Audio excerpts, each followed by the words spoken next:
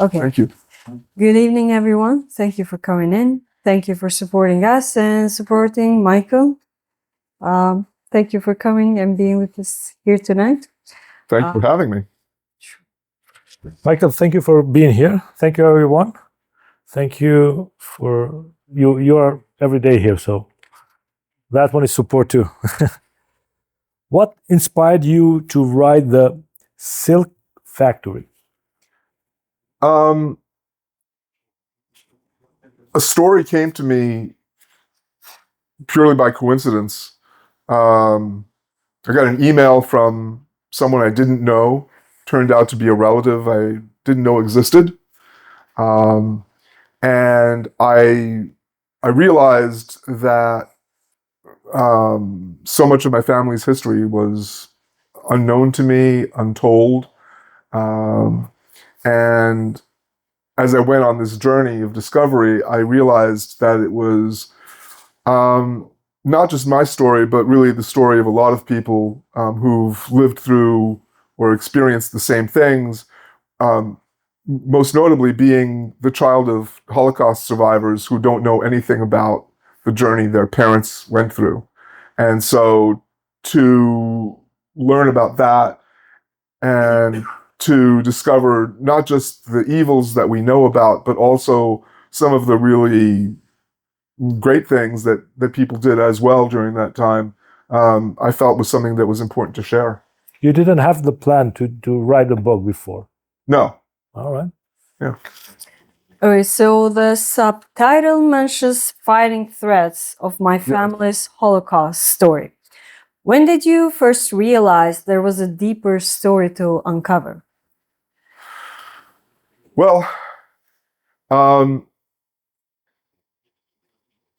my father's father had created this silk factory in Ansbach, which is in Bavaria in Germany. And I knew that was the case. I knew my father had grown up in this town, that he had inherited that factory from his father when his father passed away. I didn't know many details about it, and I knew that after the Jewish codes were published in 1936, that Jews lost the ability to run businesses and business was taken away. But what I learned through my sleuthing after getting this email from this person I didn't know was that the silk factory still exists. In my mind, it was just sort of, okay, there was this factory and then it was gone. But no, it's still, not only does it exist, but the website said family run for more than 135 years. Wow. And I thought, wait a minute, whose family are we talking about?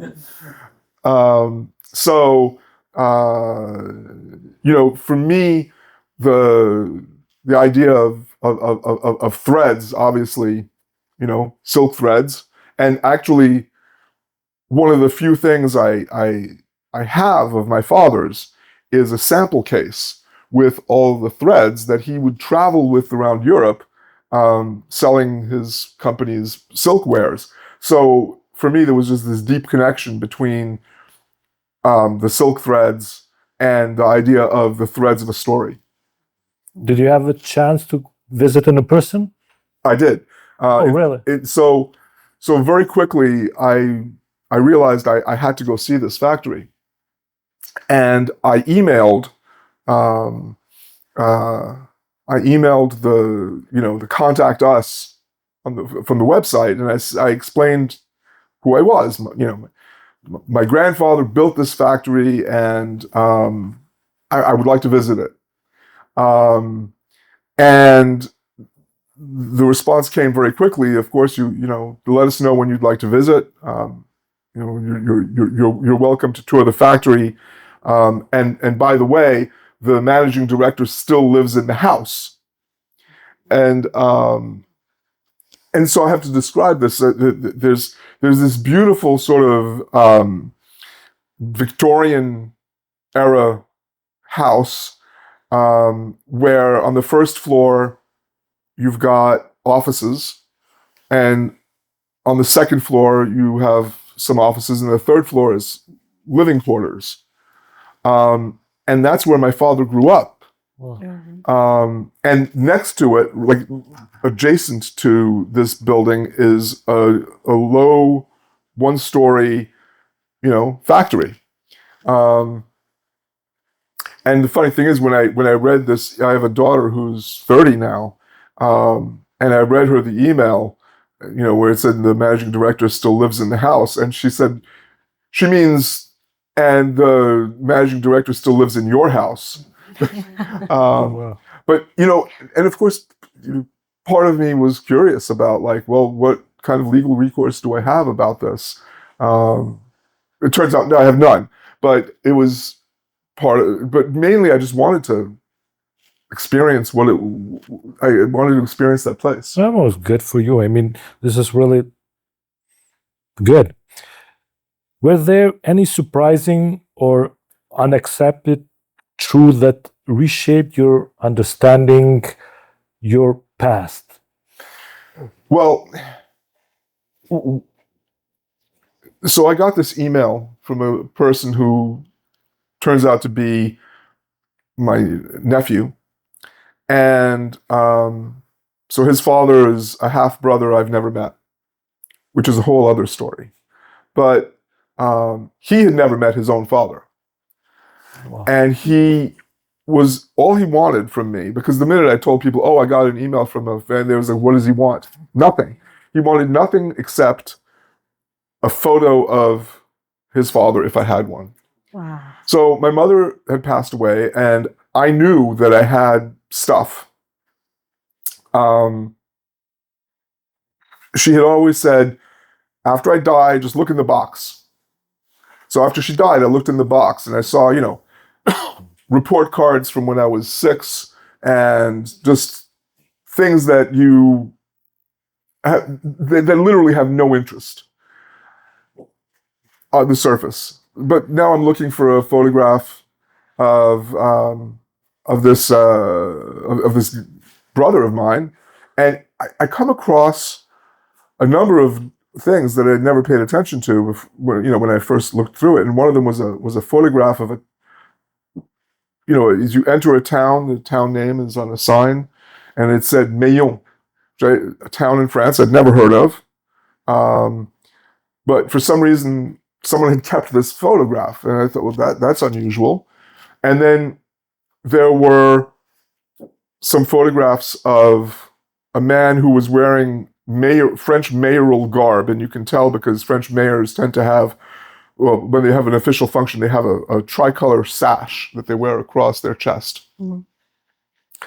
And so I knew this was a mayor, and there was a picture of a mayor, a priest. He was wearing his hassock, I think it's called, and then there was a military man, and it was black and white photo, and the guy looked vaguely like de Gaulle. It wasn't de Gaulle, but anyway, it was just a very odd picture. And on the back, it was signed with friendship to Max Hirschkind. That was my father's name. He changed it to Hickins when he came here, but his name was Hirschkind.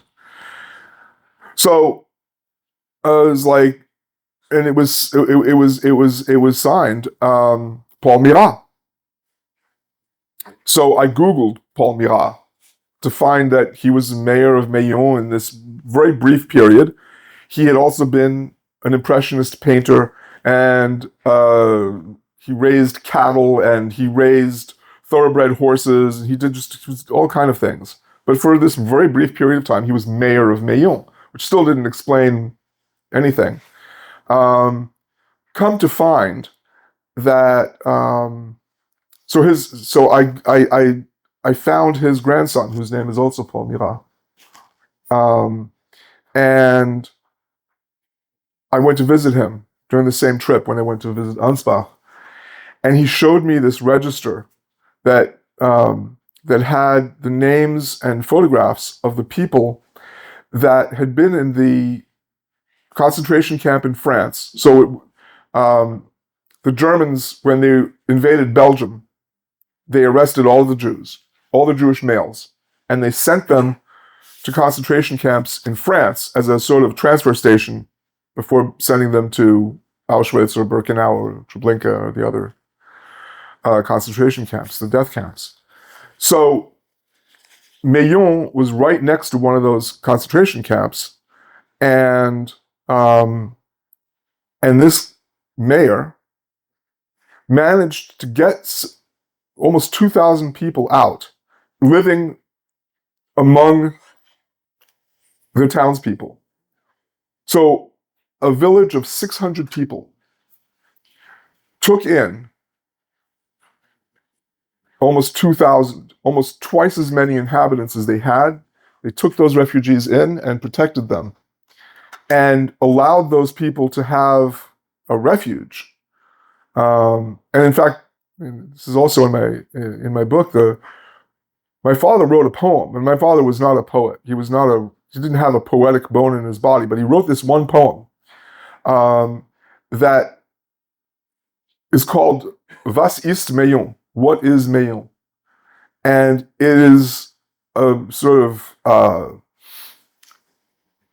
question of is it a refuge from the storm? Is it just a way station till the next step in the journey? And that was for them, for the people who were able to live in Meillan. It was because the concentration camps were atrocious. There were stories of people who would fall on their ways to the latrine in the middle of the night, and they would slip and fall in the muck, and if they were elderly, they couldn't get up, and they would drown in the muck of the concentration camp. So my father was able to live in actually this guy's house, and it enabled him to be able to apply for visas here and there. He got a visa to Cuba, which is where he ended up going. I forgot the question you asked me, but I think I've... It's no problem. What surprised you? I mean, you already mentioned your nephew, like... My nephew was a surprise, of course, but to never in, the 15 years that I was alive, well, my father was alive. Did you ever mention? Let's do it like this.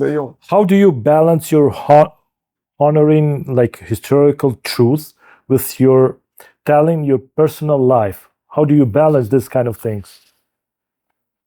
I guess part of it is if the historical truth becomes part of your personal life, then when you talk about yourself, you're being honest. You're talking about the present, but you're also talking about the past. Right. Yeah.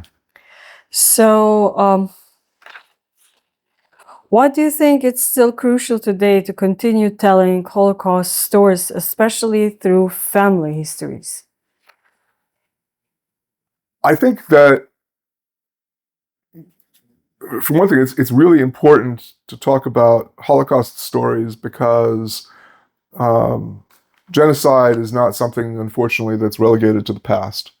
A form of genocide is happening right now in the Gaza and in occupied Israel, in parts of the West Bank.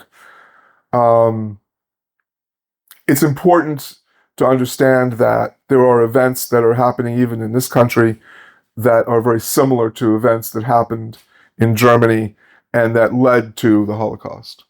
And it's important for people to be aware of that. But it's more than that. I think we have to recognize the humanity in each other, despite whatever cultural or historical or political differences or grievances we may have, that we're all part of one human family.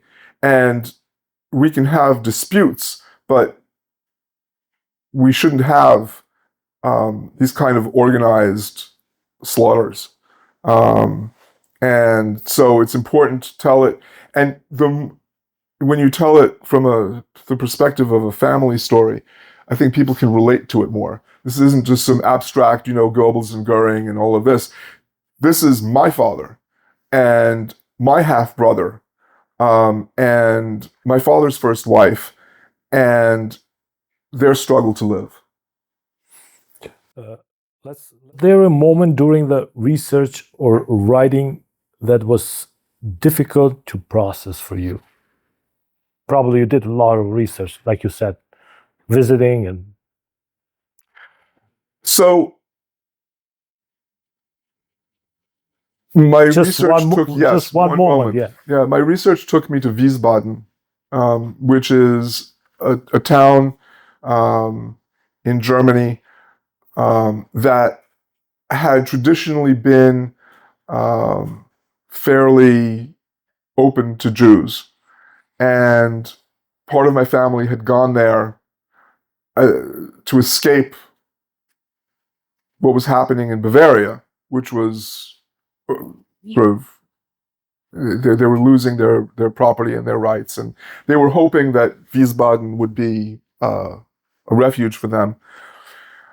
And there was a memorial. There is a memorial in Wiesbaden. In fact, there are three, but the one that caused this moment, um, I was so moved by the litany of names that were on this memorial that momentarily I couldn't remember my own family's name. I just sort of blanked. And I'm looking and I'm like, who, what, and then it came back to me. But it was extremely moving. And, there was a contrast between Wiesbaden and Ansbach. Because Ansbach had no memorial. And I wanted to love Ansbach because it's where my father's from. But I grew angrier and angrier the whole time I was there. And then to go to Wiesbaden, where there were, as I said, there were three memorials, not out of any excess, but I mean, there was this one very public in the middle of town, a wall with all the names of the people that had been deported from Wiesbaden. And then there was a very small memorial inside the city hall, which had sort of these personal, so it was fewer names, but more intimate sort of descriptions of a photograph of a person and their profession and their family and what they did. Okay, so you recapped a lot from your journey, what have moved you during your journey, how you discovered part of your family and the history and the relatives. And you mentioned other genocides happening right now in the world, Gaza being one of them. Did your opinion changed or it got stronger after this journey about certain stuff? I mean, my opinion didn't change, but it certainly became more pronounced. Um, but the thing is, to me, it was as important to see the small acts of heroism because I mentioned before this town of Meillon, 600 inhabitants. It took in 2,000 refugees. At the time that I was there, Donald Trump had said America is full.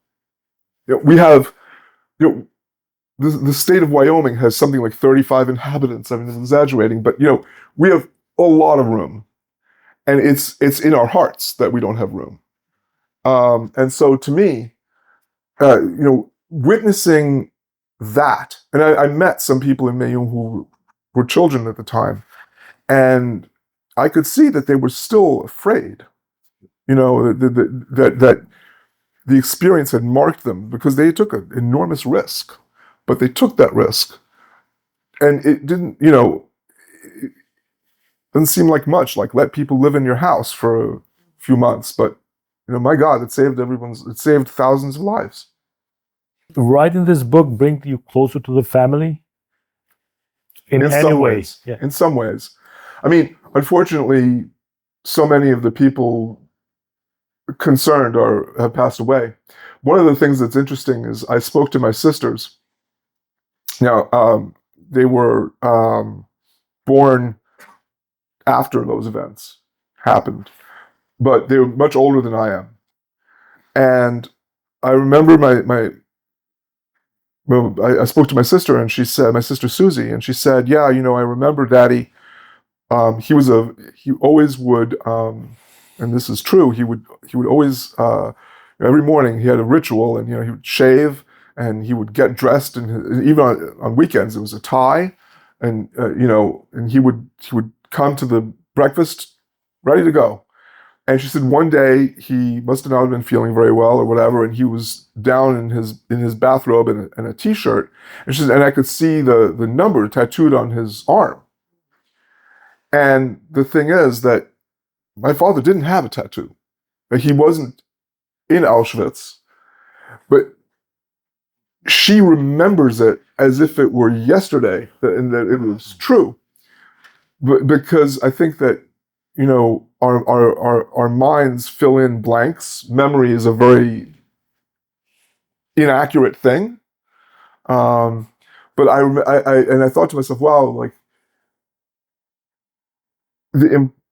he must have seemed so strange to her, because she was an American kid, and here was this already. He was older, this old guy with a slight German accent and these slightly strange ways, because especially in the 50s, I mean, America was very monolithic, and everyone did things in a particular way, and my father didn't do those things, and so for her to remember, in quotes, the number tattoo on his arm is just remarkable.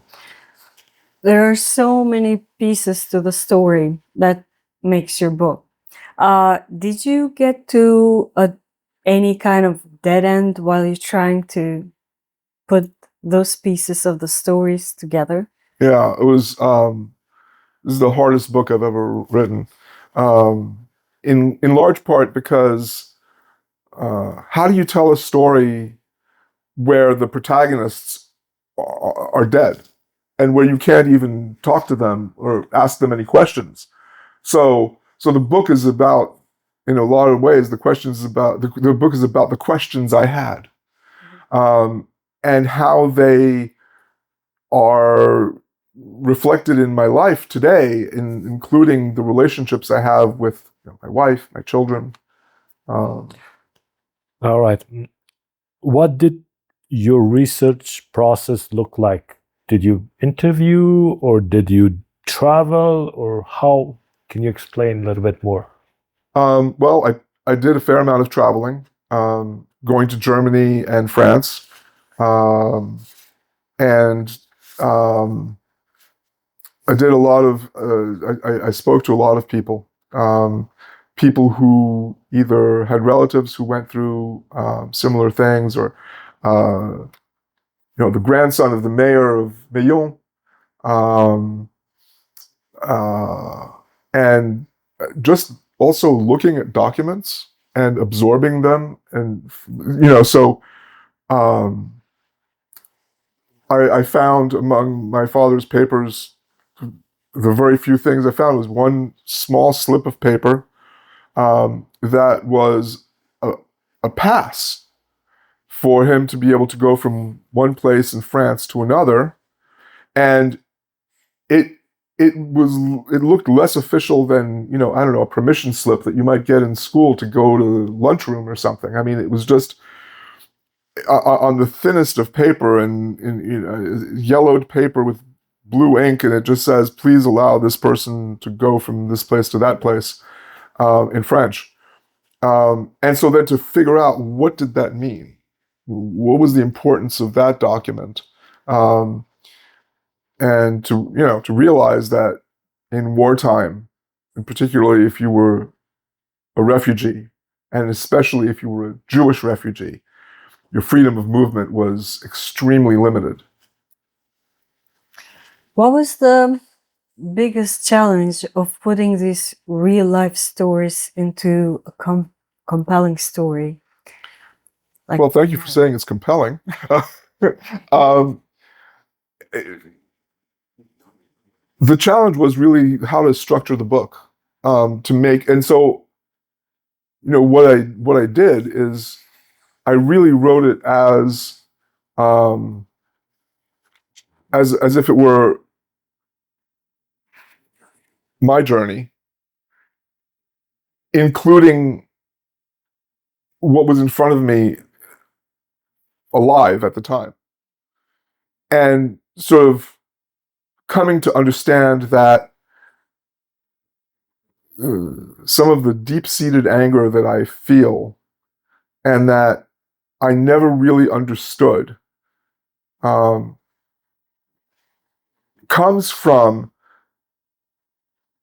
this lack of communication from my father and his incredible anger. I mean, he was a guy who bottled it all up. And it's funny, I just said he's a guy, and really, I mean, he was a man. He was like not he.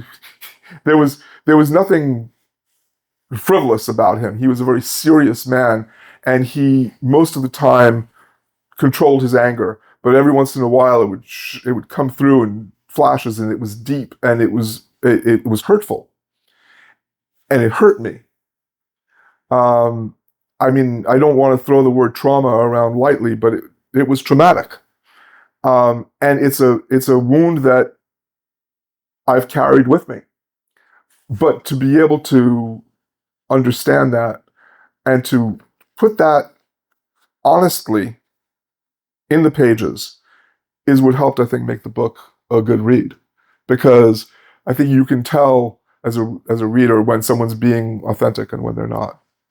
Since we're talking about the book, and probably there are a lot of young generation, they want to write the book, and can you share how long did take you to from start to the finish? Like when you thought I'm gonna do the book, how long that process looked like? I have, well, the process began in 2019 with that original email from this unknown nephew. Exactly, the email, the research, and everything, the publishing. Right. Yeah. And then the book came out in 2023, so it took 4 years. 4 years. And the writing of it probably took, I mean, I started writing it, so I got the email in the spring of 2019.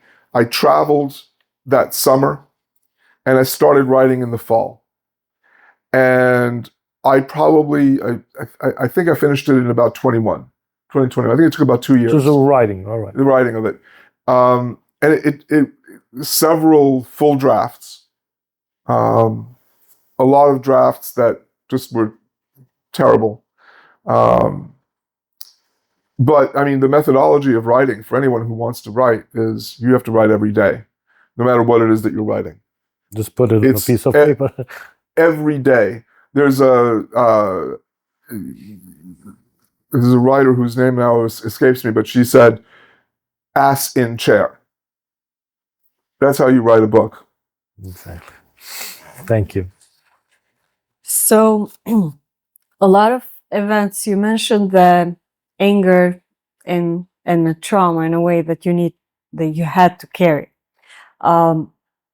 History, we want it or not, in a way shapes us. In your opinion, how do we stop certain parts of history from repeating itself? Well, I mean, I hope that one of the ways we stop it is by telling the story. And I think that part of the thing, people have said, "Boy, you really laid it out. You know, you really opened yourself up. I can't believe you did that." And I don't make myself necessarily look very good in a lot of cases. And I think that, and that's intentional, because I could have masked things, but then it's less authentic. And if it's less authentic, then the story doesn't land. And I think that, when we tell, I don't know, you tell the story of the birth of the United States, and if you pretend that it was just a bunch of people who wanted everyone to be free, then the story doesn't resonate. If you tell a story about the conflict between those people who wanted everyone to be free, and those who wanted only certain people to be free. And then, only there were some of them who only wanted people who owned land to be able to have the right to vote, and others who didn't want, obviously, black people to have the right to vote. And you had those who wanted everyone to have the right to vote. And you had all of these conflicts. Then the story becomes real. Then you can learn from that story. But if you're just told a fairy tale, and I think that that's why a lot of times we demonize certain people, then only certain other people can learn something from that. And I'm not even sure how much they can learn. But if you humanize people by being honest, then I think that the stories can help. Thank you. Did anything change in your writing style because of the subject matter? No, the only thing I'll say is that about that is that by the time I started writing this book, I had been a trained journalist for more than 20 years. And there's a certain restraint that you have to have when you're writing as a journalist. First of all, you have to be quick about it. You can't use too many words. So you have to use the best words, and you have to be as concrete as possible. And the other writing I do is more fiction, and it's more, I have a license to be poetic when I want to, and I can be long-winded if I want, and it's less rigorous. So I chose in this book to be as rigorous a journalist as I could be, all while writing about very personal things that, it's admittedly hard to be objective about. This is your first book, right? No. You have other books too, right? I have, yeah. Can you mention what they are? Sure. There's a collection of short stories called The Actual Adventures of Michael Missing. There's a novel called Blomkvist, which is set in the 11th century, and is about the clash of cultures of the Mediterranean in the 1000s. Thank you. If your ancestors could read The Silk Factory, what do you think that would say? I don't know. I hope that they would say, boy, I wish we had told you more. I wish that they would have told me more. I feel like maybe my father would say, you got it right.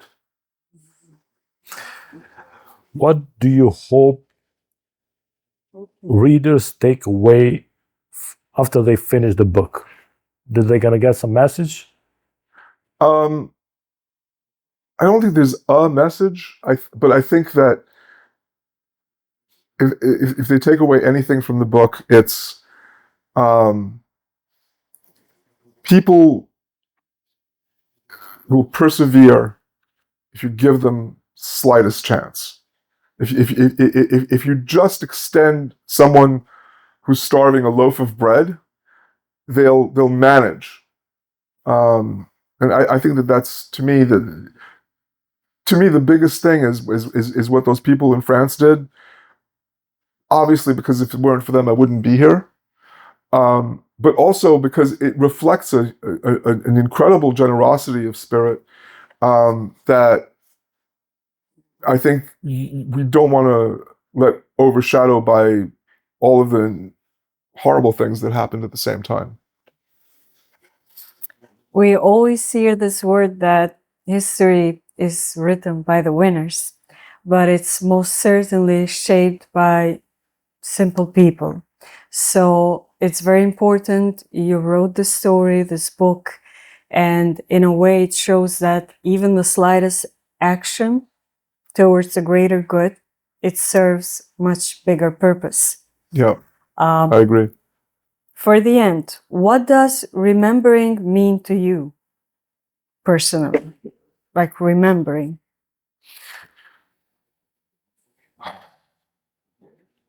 I think that remembering to me is bringing the past into the present and allowing it to sit with you. In what way? Elaborate. Well, so I think it's not good enough to just kind of acknowledge the past. You need to bring it into your life and examine